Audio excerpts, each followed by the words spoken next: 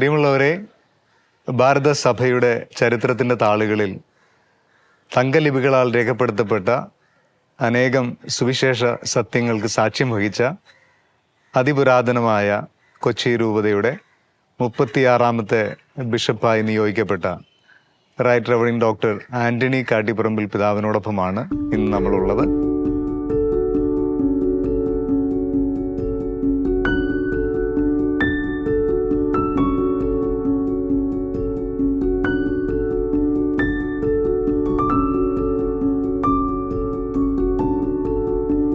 പിതാവെ, സ്നേഹപൂർവ്വം സ്വാഗതം ചെയ്യുന്നു. ഇന്നത്തെ പിതാവിനോടൊപ്പമുള്ള ഈ സ്നേഹവർത്തമാനത്തിൽ എന്നോടൊപ്പം ബഹുമാനപ്പെട്ട ലോറൻസ് പൊള്ളയിൽ അച്ഛനും നമ്മളോടൊപ്പം ഉണ്ട്. അച്ഛനെയും സ്വാഗതം ചെയ്യും.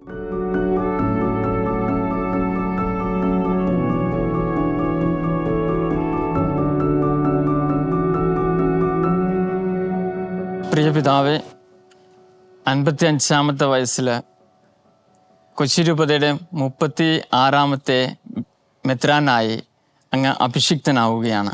അടുത്ത 20 വർഷത്തേക്ക് അങ്ങയുടെ സ്വപ്നം എന്താണ്? ദൈവപരിപാലനയിൽ ഒത്തിരിയേറെ ആശ്രയിച്ച് ജീവിക്കുന്ന ഒരു വ്യക്തിയാണ് ഞാൻ. ഈ 20 വർഷം എങ്ങനെ കടന്നു പോകുന്നോ, എന്താണ് ഞാൻ ചെയ്യേണ്ടതെന്നോ മുൻകൂട്ടി ഒന്നും എൻ്റെ മനസ്സിലില്ല. ദൈവം തക്കതായ സമയത്ത് ഞാൻ എന്താണ് ചെയ്യേണ്ടത് എന്നുള്ള രീതിയിൽ ദൈവം എന്നെ ശക്തിപ്പെടുത്തുകയും അതിനാവശ്യമായിട്ട് എൻ്റെ വൈദികരെയും എൻ്റെ സന്യസ്തരെയും ജനങ്ങളെ തന്നെയും ഒരുക്കുവാനായിട്ട് ദൈവം എന്നെ അനുവദിക്കും, അല്ലെങ്കിൽ അതിനുള്ള കഴിവ് എനിക്ക് തരും എന്നുള്ളൊരു വലിയ പ്രതീക്ഷയാണ് എനിക്കുള്ളത്. ആ ഒരു പ്രതീക്ഷയോടു കൂടിയാണ് ഞാൻ എൻ്റെ മുന്നിലുള്ള ഈ 20 വർഷത്തെ കാണുക. അവരുടെ എല്ലാവരുടെയും നല്ല സഹകരണം ഉണ്ടെങ്കിൽ എന്തും നമുക്ക് ചെയ്യാൻ സാധിക്കുമെന്നുള്ള പൂർണ്ണ വിശ്വാസം എനിക്കുണ്ട്. ഞാൻ പിതാവിനെ കാണുമ്പോൾ തൊട്ട് വളരെ സ്നേഹപൂർവ്വമായിട്ടുള്ളൊരു സ്വീകരണമാണ് എനിക്ക് എപ്പോഴും കിട്ടിയിരിക്കുന്നത്. എല്ലാവരോടും അങ്ങനെ തന്നെയുള്ളതായിട്ടാണ് എനിക്ക് തോന്നിയിരിക്കുന്നത്. മനസ്സിനെ സ്നേഹാർദ്രമാക്കിയിട്ടുള്ള കുഞ്ഞുനാളിൽ ഏതെങ്കിലും ഒരു നല്ലൊരു ഓർമ്മ പങ്കുവെക്കുകയാണെങ്കിൽ ഏതായിരിക്കും? 15 വയസ്സ് വരെ എൻ്റെ വീടുമായിട്ട് ചേർന്നാണ് ഞാൻ വളർന്നത്. പറഞ്ഞാൽ വീട്ടിൽ എങ്ങനെയാണോ വീട്ടുകാരുടെ ആ സ്നേഹത്തിൽ വളർന്ന് ആ വീട്ടിൽ കിട്ടിയത് കാര്യങ്ങളുമായിട്ടാണ് ഞാൻ പുറത്തേക്ക് പോയിട്ടുള്ളത്. എന്ന് പറഞ്ഞാൽ വീട്ടിലെ അനുഭവങ്ങളാണ് എനിക്ക് പുറത്തു പോയി കാണിക്കാനും പെരുമാറാനും സംസാരിക്കാനൊക്കെ സാധിച്ചിട്ടുള്ളത്. അതൊരു ഏറ്റവും വലിയ എൻ്റെ അടിത്തറയായിട്ട് ഞാൻ കണ്ടിട്ടുള്ളതാണ്. അപ്പോൾ ആ ഒരു അനുഭവം വീട്ടിലെങ്ങനെയാണോ എല്ലാവരും എന്നോട് പെരുമാറിയിരുന്നത്, അതുപോലെ പുറത്തും മറ്റുള്ളവരോട് പെരുമാറാനായിട്ടുള്ള ഒരു വലിയൊരു ശിക്ഷണമായിരുന്നു എനിക്ക് 15 വർഷക്കാലം കിട്ടിയത്. അത് എങ്ങനെയാണോ അതായിരിക്കും മറ്റുള്ളവർക്ക് അങ്ങനെ ഫീൽ ചെയ്യണം. ഞാൻ മനഃപൂർവ്വം ഒരാളോട് അങ്ങനെ പ്രത്യേകിച്ച് കാണിക്കുവാനോ അല്ലെങ്കിൽ എനിക്കറിയില്ല, അത് ഓരോരുത്തർക്കും ഫീൽ ചെയ്യണ അനുസരിച്ചിരിക്കും. ഉള്ളിലുള്ളത് എന്താണോ അത് മറ്റുള്ളവരുമായിട്ട് പങ്കുവയ്ക്കുക എന്നുള്ള രീതിയിലാണ് എൻ്റെ ഒരു ശീലം. പിതാവേ, അങ്ങയുടെ ആത്മീയ അടിത്തറയ്ക്ക് അടിത്തറ പാകിയത് ആരാണ്? എൻ്റെ സ്വഭാവത്തിൻ്റെയും ആത്മീയതയുടെയും എല്ലാം അടിസ്ഥാനം എന്നുള്ളത് എൻ്റെ കുടുംബത്തിൽ നിന്ന് എനിക്ക് എൻ്റെ മാതാപിതാക്കളിൽ നിന്ന് കിട്ടിയ കാര്യങ്ങളൊക്കെ തന്നെയാണ്. ഒരു പ്രാർത്ഥിക്കുന്ന കുടുംബമായിരുന്നു എന്ന് ഞാൻ മിക്കവാറും എല്ലാ ഇൻ്റർവ്യൂസിലും പറയാറുണ്ട്. കാരണം എൻ്റെ അപ്പച്ചനും അമ്മച്ചിയും അങ്ങനെയാണ് ഞങ്ങൾ വളർത്തിയിരിക്കുന്നത്. നമ്മുടെ ഇല്ലായ്മ മറ്റുള്ളവരെ അറിയിക്കരുത് എന്നുള്ള ആ ഒരു ശിക്ഷണവുമെല്ലാം ജീവിതത്തിൻ്റെ തുടക്കം മുതൽ തന്നെയുണ്ട്. അപ്പോൾ അതുകൊണ്ട് അതെനിക്ക് ഒരിക്കലും ഭാരമായിട്ടോ മറ്റു രീതിയിൽ ചിന്തിക്കുവാനായിട്ട് എനിക്കൊരു അവസരം ഉണ്ടായിട്ടില്ല. എന്താണോ മാതാപിതാക്കൾ അന്ന് അവരുടെ നല്ല ആ അറിവ് വെച്ച് നമ്മൾക്ക് പകർന്നു തന്നത്, അത് ഞാൻ പിന്നീട് ആയിത്തീർന്നതേ ഉള്ളൂ. നമ്മുടെ രൂപതയിലെ കുഞ്ഞുങ്ങളുടെ ഫെയ്ത്ത് ഫോർമേഷനുമായിട്ട് ബന്ധപ്പെട്ട് എന്താണ് പിതാവിന് പറയാനുള്ളത്? ഓരോ കുട്ടിയുടെയും വിശ്വാസപരമായിട്ടുള്ള കാര്യങ്ങൾ അതിന് തുടക്കം കുറിക്കുന്നത് അതാത് കുട്ടികളുടെ മാതാപിതാക്കൾ തന്നെയാണ്. എന്താണോ കുടുംബത്തിലുള്ളത് അതാണ് കുട്ടികൾക്ക് ലഭിക്കുന്നത്. അപ്പോൾ മാതാപിതാക്കൾക്ക് തന്നെ വിശ്വാസപരമായിട്ടുള്ളൊരു ജീവിതം വേണം. അത് കണ്ടാണ് കുട്ടികൾ പഠിക്കുന്നത്. മറ്റുള്ളവർ കൊടുക്കുക എന്നുള്ളത് ഒത്തിരി പരിമിതികളുണ്ട്. എന്നാലത് മാതാപിതാക്കൾ കൊടുത്ത് അവർ ദൈവവിശ്വാസത്തിലേക്ക് വന്നു. പിന്നീടാണ് സഭയ്ക്ക് ഏറ്റെടുക്കാനായിട്ട് പറ്റുക. മറ്റ് അച്ഛന്മാരായിക്കോട്ടെ, സന്യസ്തരായിക്കോട്ടെ, ഇടവക ജനങ്ങളായിക്കോട്ടെ, വലിയൊരു സപ്പോർട്ടായിട്ട് കുട്ടികളുടെ പിന്നീടുള്ള ജീവിതത്തിൽ നമുക്ക് എന്തെങ്കിലുമൊക്കെ ചെയ്യാൻ സാധിക്കും. അപ്പോൾ എല്ലാത്തിൻ്റെ ബേസ് എന്ന് പറഞ്ഞത് കുടുംബം തന്നെയാണ്. ക്രിസ്തുവിൻ്റെ പുരോഹിതനാകാനുള്ള അങ്ങയുടെ ദൈവവിളി എങ്ങനെയാണ് അങ്ങ് രൂപീകരിച്ചത്, അല്ലെങ്കിൽ എങ്ങനെയാണ് അങ്ങ് അത് തിരിച്ചറിഞ്ഞത്? അത്രത്തോളം ഒരു പ്രാർത്ഥനയുള്ള ഒരു കുടുംബത്തിൽ നിന്നും ഞാൻ അച്ഛനായില്ലെങ്കിലേ അതിശയമുള്ളൂ എന്ന് ഞാൻ പലപ്പോഴും ചിന്തിച്ചിട്ടുണ്ട്. അപ്പോൾ ആ ഒരു അറ്റ്മോസ്ഫിയറിൽ നിന്നുകൊണ്ട് ഞാൻ ചിന്തിക്കുമ്പോൾ കാണുമ്പോൾ, പ്രത്യേകിച്ച് അന്ന് എൻ്റെ ആ പ്രായത്തിൽ ഞാൻ ഒരു വൈദികൻ്റെ വേഷമിട്ട് ഞാൻ കാണുന്നത് അന്ന് സെമിനാരിയനായിരുന്ന ജേക്കബ് കയ്യാല അച്ഛനെയാണ്. അതുപോലെ തന്നെ ജോസലിൻ ചൂതമ്പറമ്പിൽ, അന്ന് ബ്രദറായിരുന്നു. അപ്പോൾ ഇവരുടെയൊക്കെ ആ സെമിനാരി ലൈഫിനെ കുറിച്ച് പറയുന്നതും അവർ പള്ളിയിൽ വന്നു കഴിയുമ്പോൾ അവരുടെ പെരുമാറ്റവും ഞങ്ങളോടുള്ള സ്നേഹമൊക്കെയാണ് എന്നെ കൂടുതലായിട്ട് അട്രാക്റ്റ് ചെയ്തത്. അങ്ങനെയാണ് ഞാനും ഒരു വൈദികനാകാനായിട്ടുള്ള ആഗ്രഹം എന്നിൽ ജനിക്കുന്നത്. അങ്ങനെയാണ് ആദ്യം ഞാൻ വൈദികനാകേണ്ടിയിരുന്നത് ഒബ്ലേറ്റ്സ് ഓഫ് സെയിൻറ്റ് ജോസഫ് എന്ന് പറയുന്ന അവിടെയാണ്. പിന്നീട് അത് നടന്നില്ല. പിന്നീട് രൂപതയിൽ ഇവിടുത്തെ ദൈവവിളി ക്യാമ്പിൽ പങ്കെടുക്കുകയും പിന്നെ ഇങ്ങോട്ട് വരികയാണ് ചെയ്തത്.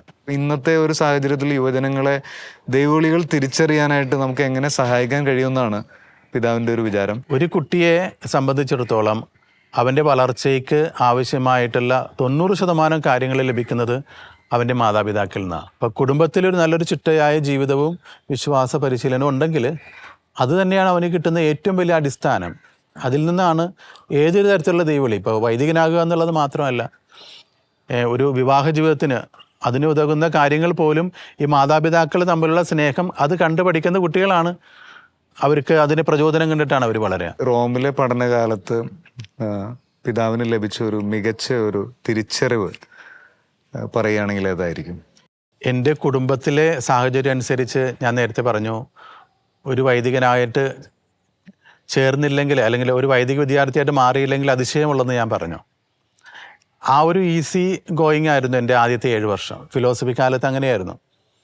ആവറേജ് സ്റ്റുഡൻറ്റ്, കുഴപ്പമില്ലാതെ എല്ലാ കാര്യത്തിനും ഇൻവോൾവ് ആവുന്നൊരു വ്യക്തി. പക്ഷേ എൻ്റെ ജീവിതത്തിൽ എപ്പോഴും ഒരു ചോദ്യം ഉണ്ടായിരുന്നു, ഞാനിതിന് യോഗ്യത ഉള്ളവനാണോ ഒരു വൈദികനാകാനായിട്ട്? ആരും ഒരു കുറ്റപ്പെടുത്തലും ഇല്ല, എല്ലാത്തിലും ആവറേജ് സ്റ്റുഡൻ്റ് എന്ന രീതിയിൽ മുന്നോട്ട് പോകുമ്പോഴും എൻ്റെ മനസ്സുകൊണ്ട് എനിക്കെപ്പോഴും പല ചോദ്യങ്ങളുണ്ടായിരുന്നു. അതുകൊണ്ട് തന്നെ മാറി ചിന്തിക്കാനായിട്ടുള്ള ഒത്തിരി പരിശ്രമങ്ങൾ ഞാൻ ശ്രമിച്ചിട്ടുണ്ട് അതിനായിട്ട്. അങ്ങനെ നിൽക്കുന്ന അവസരത്തിലാണ് കുരുത്തര പിതാവ് എന്നെ റോമിലേക്ക് വിടുന്നത്. ഇനി തിയോളജിയോടെ പോയി പഠിക്കാൻ വേണ്ടിയിട്ട് പോവുക. അപ്പോൾ ഈ 7 വർഷത്തിൽ എനിക്കുണ്ടായ ആ ഒരു വൈദിക വിദ്യാർത്ഥി എന്നുള്ളതിൻ്റെ ആ ജീവിതത്തിൽ ഒരു വ്യത്യസ്തമായിട്ടുള്ള അനുഭവമായിരുന്നു എനിക്ക് റോമിൽ ചെന്നപ്പോൾ ഉണ്ടായത്. ശരിക്കും ഞാൻ പലപ്പോഴും പറയാറുണ്ട്, എൻ്റെ ശരിക്കുള്ള ദൈവവിളി അത് ഞാൻ തിരിച്ചറിയുന്നതും അത് ആഴപ്പെടുന്നതും റോമിൽ വെച്ചാണ്. എന്ന് പറഞ്ഞാൽ അവിടെ ചെന്ന് കഴിഞ്ഞപ്പോൾ സെമിനാരി ലൈഫ് എന്ന് പറഞ്ഞാൽ അവിടെ നമ്മുടെ ഇവിടുത്തെ ജീവിതവുമായിട്ട് നമുക്ക് ഒരു രീതിയിലും താരതമ്യം ചെയ്യാൻ പറ്റില്ല. അവിടെ ചെന്ന് കഴിഞ്ഞപ്പോൾ റെക്ടറച്ചൻ എനിക്കൊരു 3 താക്കോലാണ് തന്നത്. ആ 3 താക്കോൽ എന്ന് പറഞ്ഞാൽ ഒരെണ്ണം സെമിനാരിയുടെ പുറത്തെ ഗേറ്റിൻ്റെതാണ്, രണ്ടാമത്തേത് സെമിനാരിയുടെ ഗേറ്റാണ്, മൂന്നാമത്തേത് എൻ്റെ മുറിയുടെ ഗേറ്റാണ്. ഇത് തന്നിട്ട് അദ്ദേഹം എന്നോട് പറഞ്ഞത്, ഇനി എല്ലാ ഫോർമേഷനും നിൻ്റെ കയ്യിലാണ്, നീ തന്നെ നിന്നെ രൂപപ്പെടുത്തുക എന്നുള്ള ആ ഒരു ധ്വനിയോട് കൂടിയാണ് അദ്ദേഹം എനിക്ക് താക്കോല് തന്നത്. അപ്പോൾ അവിടെ എല്ലാവർക്കും അവരുടേതായിട്ടുള്ള എല്ലാ സ്വാതന്ത്ര്യമുണ്ട്.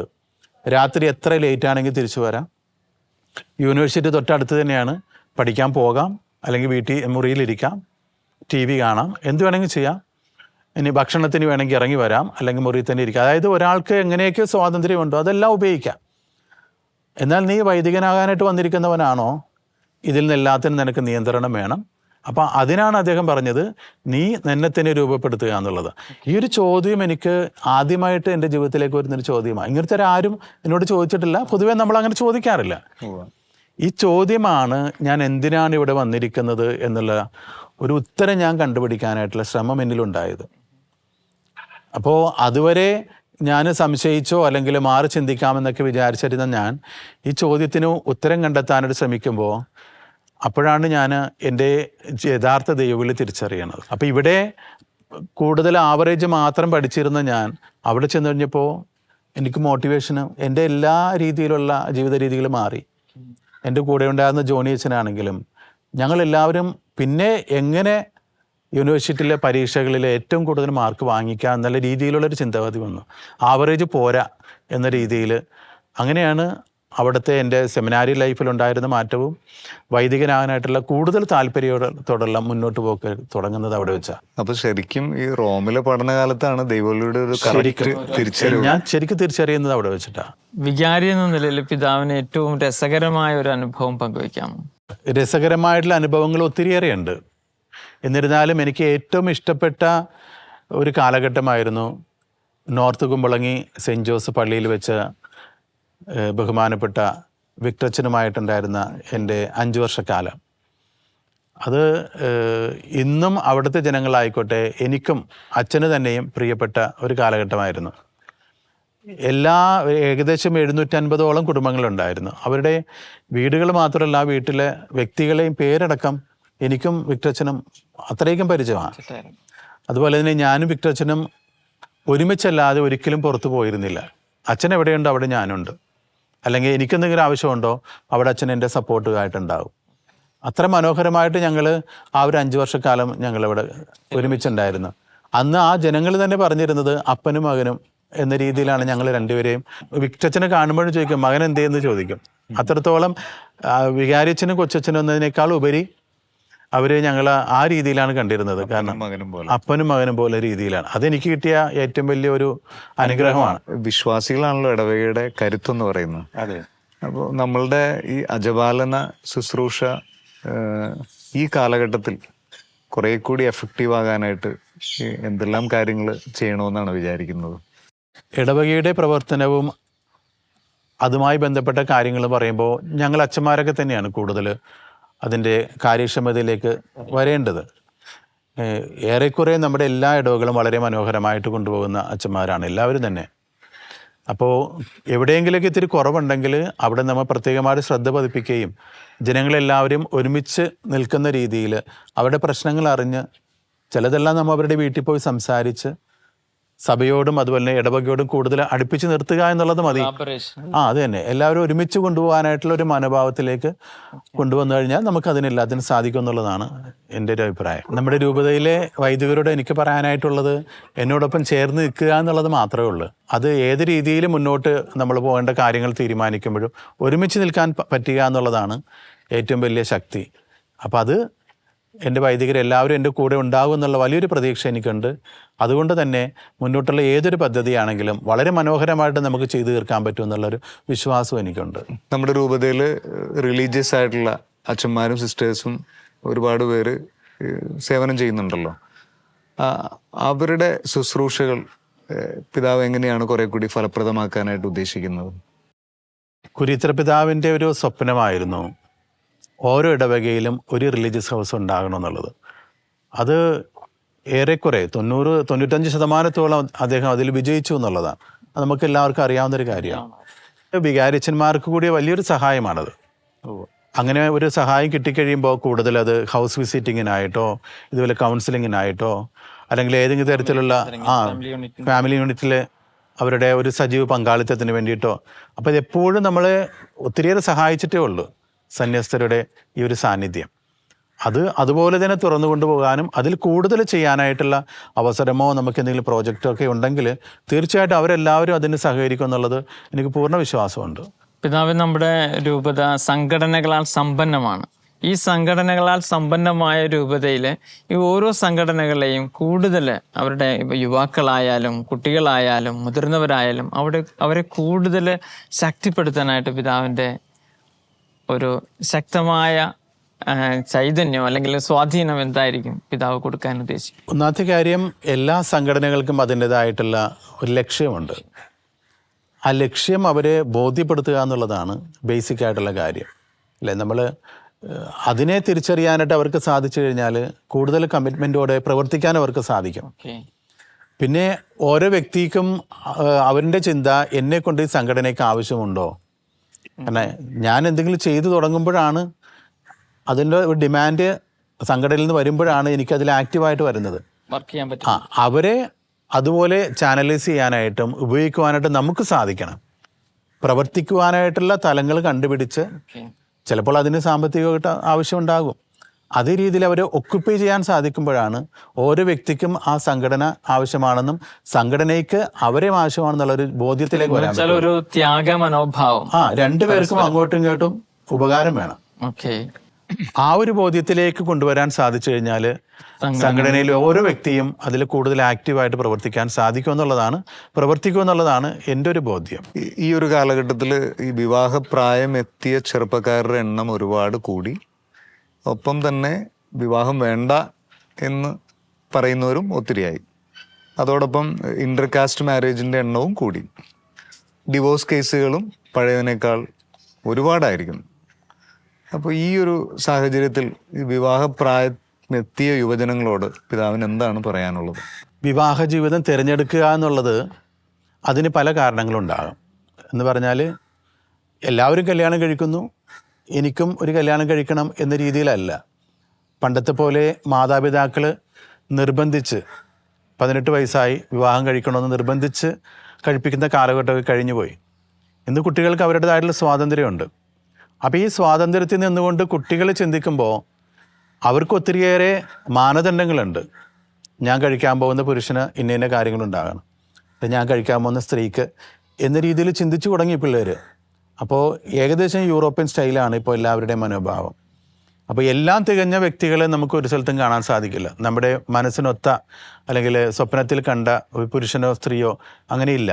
അപ്പോൾ ഇവർ കാണുന്നത് മാതാപിതാക്കളുടെ ജീവിതം എങ്ങനെയാണോ അതനുസരിച്ചിട്ടാണ് കഴിക്കണോ വേണ്ടതെന്ന് പോലും പലപ്പോഴും ചിന്തിക്കുന്നത്. എൻ്റെ ഈ 9 വർഷം ജുഡീഷ്യൽ വികാറായിരുന്ന സമയത്ത് എനിക്ക് മനസ്സിലാക്കാൻ സാധിച്ചത് ഈ കുട്ടികളുടെ എല്ലാവരുടെയും റോൾ മോഡൽ എന്നുള്ളത് വീട്ടിൽ തന്നെ ഉണ്ട്. അതെ.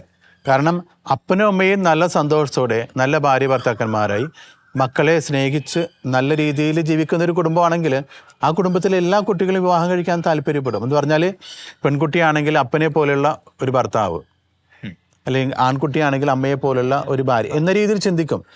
പക്ഷേ അതേസമയം ഒത്തിരിയേറെ പ്രശ്നങ്ങളുള്ള ഒരു കുടുംബത്തിലെ മക്കളാണെങ്കിൽ അപ്പൻ്റെ കുറവനുസരിച്ചിട്ട് മകൾ ചിന്തിക്കും, അയ്യോ ഇങ്ങനെയുള്ള ഒരാളെ എനിക്ക് വേണ്ട എന്ന് പറഞ്ഞ് ചിന്തിക്കും. അല്ലെങ്കിൽ അമ്മയുടെ കുറവനുസരിച്ചിട്ട് മകനും ചിന്തിക്കും, അയ്യോ ഇങ്ങനൊരു സ്ത്രീ എനിക്ക് വേണ്ട.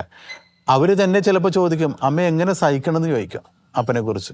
അല്ല അപ്പനോട് പറയും, അമ്മനെ എങ്ങനെയാണ് അപ്പൻ സഹിക്കുക എന്ന് പറഞ്ഞാൽ. അപ്പോൾ അവർക്ക് തന്നെ വിവാഹ ജീവിതം റിസ്ക് ആണെന്ന രീതിയിൽ ചിന്താഗതി വരുമ്പോൾ പലർക്കും വിവാഹം വേണ്ടാന്ന് ചിന്തിക്കും. അപ്പോൾ ചിലർ അവരുടേതായ ഇഷ്ടമനുസരിച്ച് പോകുമ്പോഴേക്കും ചിലപ്പോൾ നല്ല രീതിയിലുള്ളൊരു ബന്ധമായിരിക്കില്ല. അപ്പം ഇത് തന്നെയാണ് കാരണം പലപ്പോഴും വിവാഹബന്ധം വേർപെടാനായിട്ടുള്ള കാരണം.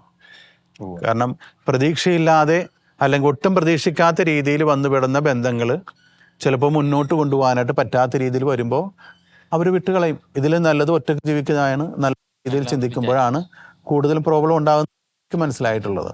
പിതാവേ, നമ്മുടെ സഭ ഇപ്പോൾ പങ്കാളിത്ത സഭ, സിനഡാത്മക സഭ എന്നാണ് അറിയപ്പെടുന്നത്. അപ്പോൾ കൂടുതൽ പങ്കാളിത്തം എല്ലാവരുടെ ഇടയിൽ നിന്നും കടന്നു വരേണ്ടതുണ്ട് എന്ന ആശയമാണ് പരിശുദ്ധ പിതാവ് നമ്മളോട് പങ്കുവെക്കുക. ഇത് എങ്ങനെ ഫലപ്രദമാക്കാനായിട്ട് സാധിക്കും? ഈ സിനഡ് അതിൻ്റെ കോണ്ടാക്റ്റിംഗ് പേഴ്സണായിട്ട് ഞാനിവിടെ പ്രവർത്തിച്ചായിരുന്നു. നല്ലൊരു അനുഭവമായിരുന്നു അത്. എല്ലാ തലത്തിലും നമ്മൾ ഈ ഒരു വലിയ സന്ദേശം എല്ലാ തലത്തിലും എത്തിക്കുവാനായിട്ട് നമ്മൾ ശ്രമിച്ചു. ഇടവക തലത്തിൽ, യൂണിറ്റ് തലത്തിൽ, സംഘടനാ തലത്തിൽ, വൈദിക തലത്തിൽ, സന്യസ്തരുടെ തലത്തിൽ, അങ്ങനെ ഒരു 5-6 കാറ്റഗറി തിരിച്ചിട്ടാണ് നമ്മൾ മാർപ്പാപ്പയുടെ ആ സന്ദേശം നമ്മൾ എല്ലാവരിലേക്ക് എത്തിക്കുവാനായിട്ട് പരിശ്രമിച്ചത്. അത് വളരെ വിജയപ്രദമായിരുന്നു. എന്ന് പറഞ്ഞാൽ ഏറ്റവും അങ്ങേ അകലത്ത് നിൽക്കുന്ന വ്യക്തിയെ പോലും നമ്മൾ കേൾക്കണം എന്നാണ് മാർപ്പാപ്പ പറയുന്നത്. എന്നിട്ട് വേണം നമ്മൾ എല്ലാവരും ചേർത്ത് പിടിക്കുന്ന അത് തന്നെ ഏറ്റവും പാർശ്വവൽക്കരിക്കപ്പെട്ട വ്യക്തികൾക്ക് പോലും മാർപ്പാപ്പയുടെ അല്ലെങ്കിൽ സഭയുടെ ആ രീതിയിൽ നമ്മൾ ചിന്തിച്ച് അവരെ കൂടി ചേർത്ത് പിടിക്കണം എന്നുള്ളൊരു മനോഭാവമാണ്. അപ്പം അത് തന്നെയാണ് ഏറ്റവും വലിയ വിജയം എന്നുള്ളത്. സഭ ഉദ്ദേശിക്കുന്നതും അത് തന്നെയാണ്. അപ്പോൾ ആ ഒരു ലക്ഷ്യത്തിലേക്കാണ് ദൈവവിളി എന്ന രീതിയിൽ പ്രത്യേകിച്ച് സന്യസ്തര്, വൈദികർ, പിന്നെ ഈ കുടുംബത്തിൽ അതും വലിയൊരു ദൈവവിളി തന്നെയാണ്. എല്ലാവർക്കും ആ ഒരു മനോഭാവത്തോടെ നിൽക്കുകയാണെങ്കിൽ അത് തന്നെയാണ് സഭയുടെ ഏറ്റവും വലിയ ശക്തിയായിട്ട് മാറുക. ഈ അകലെയുള്ളവരെയും കേൾക്കണം എന്നൊരു കാര്യം പിതാവ് പറഞ്ഞല്ലോ. അപ്പോൾ ഞാൻ ഓർക്കായിരുന്നു, ഒരുപാട് അകലെ നിന്ന് പോർച്ചുഗീസ് മിഷണറിമാർ വന്ന് തുടക്കമിട്ട ഒരു രൂപതയാണ് നമ്മുടെ രൂപത. അപ്പോൾ നമ്മുടെ മിഷൻ പ്രവർത്തനങ്ങൾ എങ്ങനെയായിരിക്കും?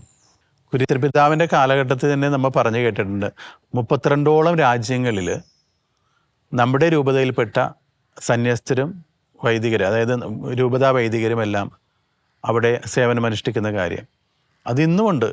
ഒത്തിരിയേറെ രാജ്യങ്ങളിൽ നമ്മുടെ വൈദികർ ജോലി ചെയ്യുന്നുണ്ട്.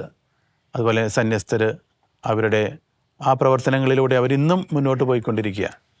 തീർച്ചയായിട്ടും കാലഘട്ടത്തിൻ്റെ ആവശ്യമനുസരിച്ചിട്ട് ഇനിയും തയ്യാറായിട്ട് നിൽക്കുന്ന വൈദികരുമുണ്ട്, താല്പര്യമുള്ളവരുണ്ട്.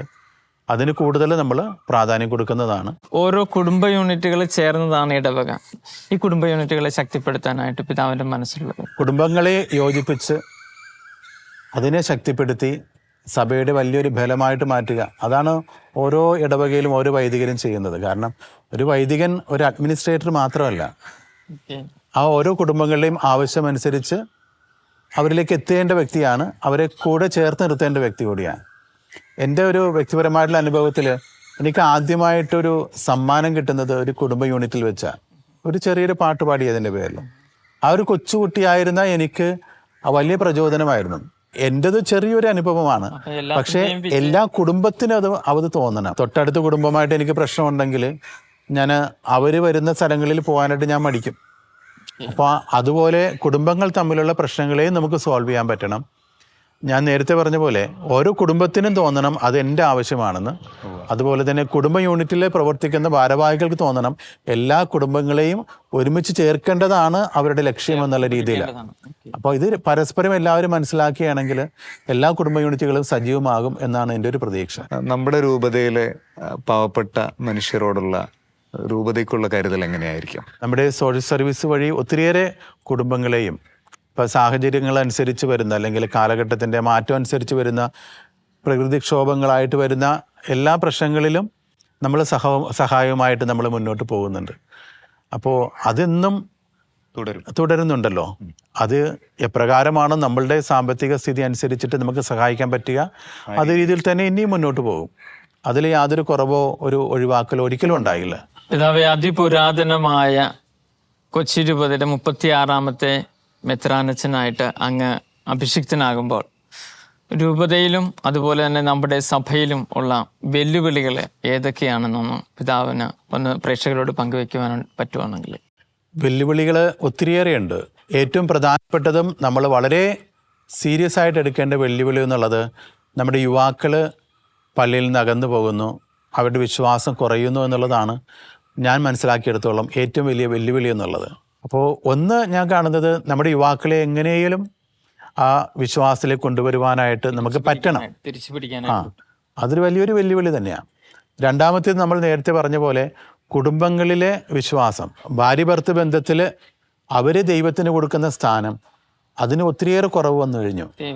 ബോധത്തിലല്ലേ അത് കുറവ് വരുന്നത് നമ്മൾക്ക് ഇന്നത്തെ ഡൈവോഴ്സിൻ്റെ കണക്ക് സൂചിപ്പിക്കുന്നുണ്ട്. മൂന്നാമത്തേന്ന് പറഞ്ഞു കഴിഞ്ഞാൽ സമൂഹത്തിൽ നേരത്തെ പറഞ്ഞ പോലെ കുടുംബ യൂണിറ്റുകളിൽ ആളുകളുടെ എണ്ണം കുറവാണ്. ഒരു ഇടവകയുടെ ശക്തി എന്നുള്ളത് ആ ഇടവകയിലെ കുടുംബ യൂണിറ്റുകളാണ്. കുടുംബ യൂണിറ്റുകളെ നന്നായിട്ട് നടത്താനായിട്ടും അത് ഓർഗനൈസ് ചെയ്യാനും ഒരു വികാരച്ചിന് പറ്റിക്കഴിഞ്ഞാൽ അത് തന്നെയാണ് ഏറ്റവും വലിയ വിജയം എന്നുള്ളത്. കാരണം ആ യൂണിറ്റിലേക്ക് വരുവാനായിട്ടുള്ള താല്പര്യം ഓരോ കുടുംബാംഗത്തിനും അല്ലെങ്കിൽ ആ ഒരു കുടുംബത്തിൽ നിന്ന് ഒരാളെങ്കിലും വെച്ചുണ്ടെങ്കിൽ ഇടവകയിൽ വികാരച്ഛൻ ചെയ്യാൻ ആഗ്രഹിക്കുന്ന കാര്യങ്ങൾ എന്തൊക്കെയോ അത് നന്നായിട്ട് കമ്മ്യൂണിക്കേറ്റ് ചെയ്യാൻ പറ്റും. പക്ഷേ ഇത് പലപ്പോഴും നടക്കാറില്ല. യൂണിറ്റുകളിലേക്ക് എല്ലാവരും കടന്നു വരുന്നില്ല. ചിലതെല്ലാം ചിലർ ചടങ്ങായിട്ട് മാത്രം വരുന്നു, ഭാരവാഹികൾ മാത്രം പങ്കെടുക്കുന്നു. അപ്പോൾ ഈ ജനങ്ങളെ എല്ലാവരെയും എല്ലാ കുടുംബങ്ങളെയും യൂണിറ്റിലേക്ക് അടുപ്പിക്കുവാനും യൂണിറ്റുകൾ വഴി ഇടവകയോട് ചേർത്ത് നിർത്താനും സാധിക്കുന്ന ഒരു അവസരം എന്നുള്ളത് അതാണ് ഒരു വികാരിച്ചൻ ആഗ്രഹിക്കുന്ന ഏറ്റവും വലിയ സ്വപ്നം. ഞാൻ പറഞ്ഞത് അത് പൂർത്തീകരിക്കുക എന്നുള്ളതാണ് വൈദികരായ ഞങ്ങളുടെ എല്ലാവരുടെയും ലക്ഷ്യം. ഇപ്പോൾ ഈ കഴിഞ്ഞ ദിവസം വരെ ഞാനും ഒരു ഇടവക വികാരി ആയിരുന്നല്ലോ. എൻ്റെയും ശ്രമം അത് തന്നെയായിരുന്നു. അതിലൊരു വികാരി വിജയിച്ചു കഴിഞ്ഞാൽ നമ്മൾ ഏറെക്കുറെ ഒരു കുടുംബത്തെയും ഒപ്പം ആ കുടുംബാംഗങ്ങളെയും വിശ്വാസത്തിലേക്കും പള്ളിയിൽ അടുപ്പിക്കുവാനായിട്ട് സാധിക്കും. ബിഷപ്പായി കഴിയുമ്പോഴത്തേക്കും ഒരു മോട്ടോയും ഒരു ലോഗോയും സെലക്ട് ചെയ്യുമല്ലോ. അപ്പോൾ പിതാവിൻ്റെ മോട്ടോയും ലോഗോയും എന്താണ്? അതൊന്ന് പ്രേക്ഷകർക്ക് വേണ്ടി ഒന്ന് വിശദീകരിക്കാമോ? പൗലോസ് അപ്പോസ്തലൻ്റെ കൊറിന്ത്യസുകാർക്ക് എഴുതിയ ലേഖനമാണ് ഞാൻ എൻ്റെ ലൈസൻഷിയേറ്റിനെടുത്ത ഒരു തീം. അപ്പോൾ അത് വായിക്കുന്ന സമയത്താണ്, അത് അച്ഛനാകുന്നതിന് മുമ്പ് എനിക്ക് ഈ ഒരു വാക്യം, ഞാൻ എന്തായിരിക്കുന്നുവോ അതെല്ലാം ദൈവകൃപയാലാണെന്നുള്ളൊരു വാക്യം എന്നെ കൂടുതലായിട്ട് സ്ട്രൈക്ക് ചെയ്തതും അന്ന് വൈദികനായ സമയത്തുണ്ടായിരുന്ന ആ ഒരു മെമൻറ്റോയിൽ ഞാൻ ആ വാക്യം എഴുതി ചേർത്തത്. എന്ന് പറഞ്ഞാൽ ബലഹീനതകളും കുറവുകളും അതുപോലെ തന്നെ പരിമിതികളും ഒത്തിരിയേറെ ഉള്ളൊരു വ്യക്തിയാണ് ഞാൻ.